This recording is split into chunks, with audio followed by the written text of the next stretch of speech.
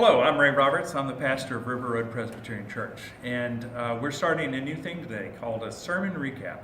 And I want to talk to you about my sermon, which was on Mark chapter 1, the story of Jesus' temptation.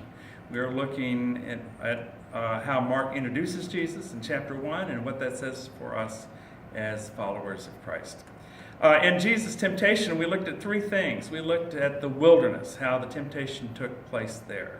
And we said the wilderness is a place where you are without your supports. And we talked about how temptation involves character, that is who you are, but it also involves the context in which you live your life.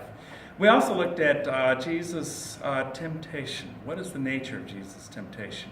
And how people think that because Jesus' identity is laid out in his baptism right before the temptation, and he begins his ministry, that what's going on is that Jesus is clarifying in the wilderness and claiming his core identity. And what this means for us as believers as we live out our core identity in all the other identities that we have as parents, as children, as Americans, as Presbyterians, and whatever.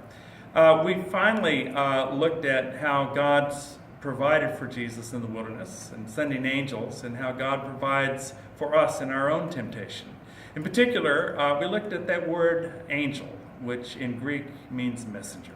And we talked about how angels bring messages from God of encouragement and strengthening, and how the church is called to be that kind of community which provides support in the midst of the wilderness of our temptations.